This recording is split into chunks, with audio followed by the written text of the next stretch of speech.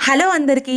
అందరూ ఎలా ఉన్నారు? నేనైతే మా స్థావరానికెళ్ళే టైం అయితే వచ్చేసింది. అదే అండి మా అత్తారింటికెళ్ళే టైం అయితే వచ్చేసింది. డెలివరీ అయిపోయి 5 మంత్స్ అవుతుంది. ఇంకా ప్యాకింగ్ అయితే స్టార్ట్ చేస్తున్నాననమాట. దానికన్నా ముందు నేను మీతో కొన్ని విషయాలు షేర్ చేసుకోవాలి. ఇక్కడ నేను కొన్నిటిని చాలా మిస్ అయిపోతా. అవేంటో చూపిస్తా వచ్చేయండి. చూస్తున్నారు కదా! ఇలా రోజు మా అమ్మ నా చేతికి టిఫిన్ అందిస్తది. సో లంచ్ కానీ, స్నాక్స్ కానీ ఇవి, అవి అని చెప్పలేను. నాకు ఏది నచ్చితే అది చేసి పెట్టడం. ఇవన్నీ మిస్ అయితా.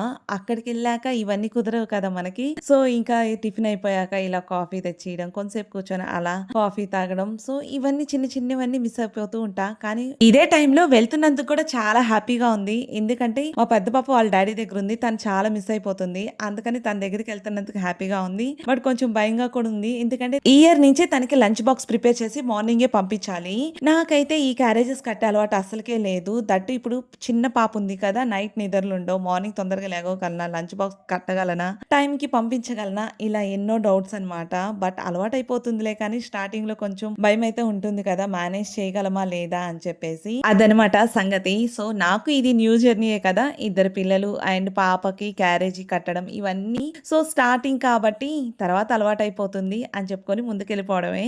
అండ్ ఇంకా ఇప్పుడైతే మాత్రం ప్యాకింగ్ చేస్తున్నాను. ఈ నైట్ డ్రెసెస్ అన్నీ నేను ఆన్‌లైన్‌లో తీసుకున్నా. యాక్చువల్‌గా నాకు మా పాపకి శారీ అండ్ పాపకి డ్రెస్ పెట్టాలంట అమ్మ వాళ్ళు ఎళ్ళేటప్పుడు. అందుకని చెప్పి నాకు ఆల్రెడీ శారీ ఉంది. నేను నైట్ డ్రెసెస్ తీసుకుంటా అంటే సరే అన్నారు. ఈ నైట్ డ్రెస్ తీసుకున్నాను. నైట్ డ్రెసెస్ అయితే చాలా బాగున్నాయి. ఆన్‌లైన్‌లోకే బెటర్ అనిపించింది నాకు. ఆఫ్‌లైన్ కన్నా కూడా. అండ్ ఈ గౌన్ వచ్చేలకే సర్దుతుంటే కనిపించింది. మా అన్నయ్య వాళ్ళకి పెట్టారనమాట. అండ్ ఇవే కాకుండా ఇంకా కింద కూడా చాలా బట్టలున్నాయి. ఇవన్నీ అసలుకి ఎక్కడ సర్దాలో అర్థం అవ్వట్లేదు. సూట్ కేసులు ఒక 4 అవుతాయేమో అనిపిస్తుంది. అండ్ మా అక్క వాళ్ళు కూడా ఒక గౌన్ పెట్టారు. అది కూడా కిందే ఉంది. ఇది ఇప్పుడు సర్దుతుంటే కనిపించేలకే మీకు చూపిస్తున్నా అనమాట.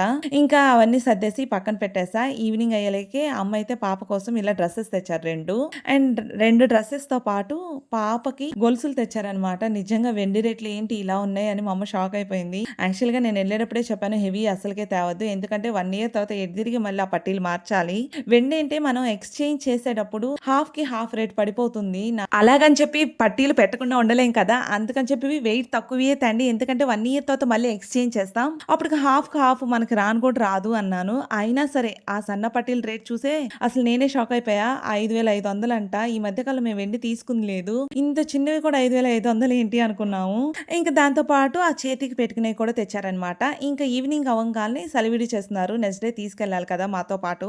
ఇక నేను సున్నిపిండి కూడా ప్రిపేర్ చేపించుకున్నా. సున్నిపిండి అయిపోయింది. దట్టు ఏంటంటే కొంచెం ఎక్కువ ప్రిపేర్ చేపించుకొని వెళ్తే నాకు అక్కడ ఒక 3 మంత్స్‌కి వస్తది. నాకు ప్రిపేర్ చేసుకోవడం కుదరదని చెప్పేసి ఇక్కడైతే మాత్రం డ్యాడీ మరపట్టించుకొని వచ్చారు. దాన్ని ఇప్పుడు నేను బాక్స్‌లోకి వేసి సర్దేసుకుంటున్నా. ఇక అలాగా అన్ని ప్యాకింగ్ అయితే చేసేసుకున్నాను. సో, ఇంక రేపైతే స్టార్ట్ అయిపోవాలి. మరి నెక్స్ట్ వ్లాగ్ ఇంకా బావుంటుంది. అప్పటిదాకా బాయ్ బాయ్.